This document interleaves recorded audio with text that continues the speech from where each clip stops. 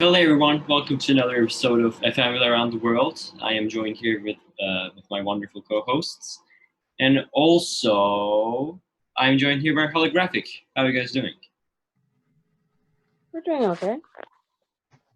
Wonderful. So if you guys don't mind, I would like to start off with my first question. So my first question was, how was your team founded? It was because when our current mentors was doing a Girl Scouts robotics team that was FLL, and then it was suggested that she do an FRC one. I believe that's how it was. Is that right, Coach? Can describe a little bit about your team structure? Are there any sub-teams or an executive board? So for team structure, we're a small team. I don't remember how many people off the top of my head, but we have about maybe like 10 people. So we don't really have like the room to be able to split into different categories or sub teams or have like a board. So since we're small, we just have everyone work together on building, planning, and then what else? Outreach. We all just work together, and then we have, if we need help, we'll ask our mentors. Yeah, everyone just does. That's great. I think we can move on with the other question now. So as we all have experienced, like we were in a pandemic and like we were quarantined. So how did you guys manage to stay productive during this quarantine pandemic? And what were like some of your accomplishments? How did you get to talk to each other? Team meetings, all about that.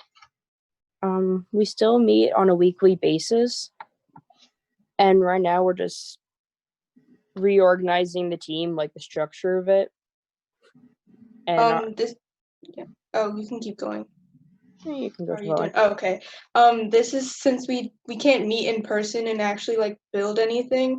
We know that this is a great time to come together and try to reflect on how we're doing, and how we can better our team in the future, so that when we expand or when we come out of this pandemic, we're a strong team together, but we're also strong independently, and we can work together and accomplish bigger things. That's beautiful. Would anyone else would like to add something of like what you've done or like whatever, like, you know? That's basically it. That's Yeah, all okay.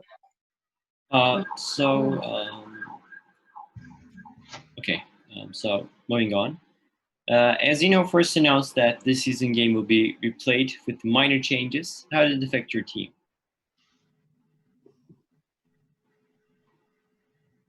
Doesn't seem to really have an effect at all. That's surprising. Yeah, like any change of strategies yeah. or, you know.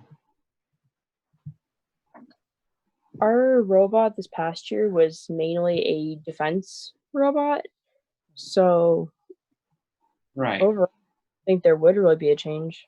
You're wrong. Oh yeah, that's why it hasn't affected as much. Yeah. Yeah, because most of the teams got strategy, like things changed. So. Fair enough. Yeah. My question is, how do you spread first in your area, and how do you inspire other young girls about robotics?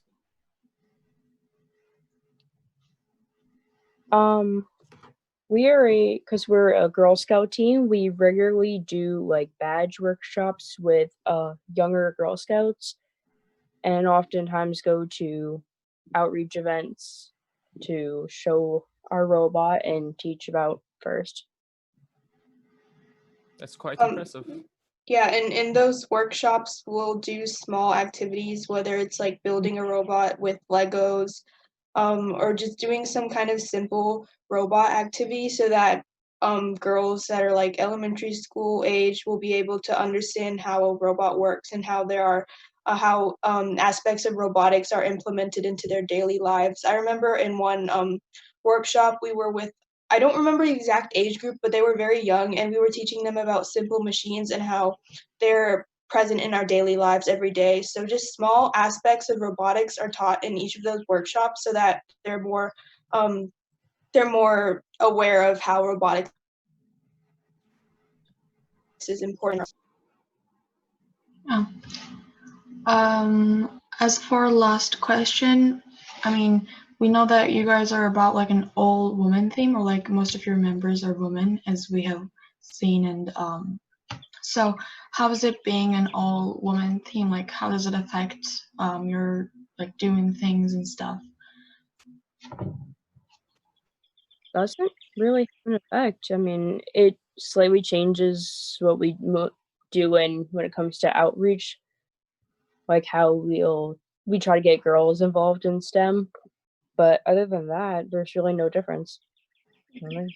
My other question is like, how does it feel to be in your community as an all woman team? Like, does no one really ask you like, how did you do it? Like, what was the mission behind it?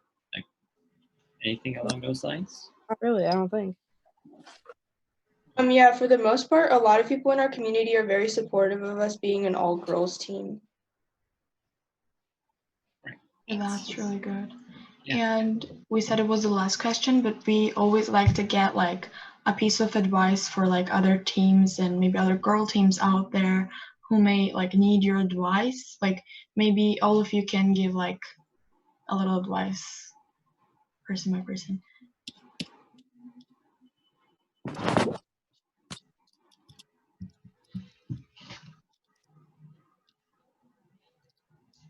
You guys have anything right now? I'm trying to think. I guess Yeah, that's fine. Okay. for like one piece of advice that came to mind right now is like, don't be afraid of what you want to achieve, because most people will tell you that you can't achieve something, whether it be in robotics or in anything in life, but you really just have to be able to push that away and say, I can achieve anything and go for it, because you can't spend your whole life worrying about what other people are going to think or what other people are saying. That was really good.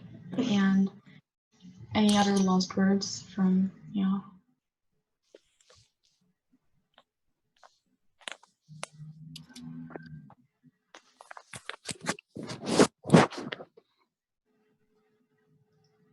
So if no one's wishing to add something, I think we will need to say like goodbye to the video. I guess. Okay, then thank you all for like coming here today and being with us, Team Holographic.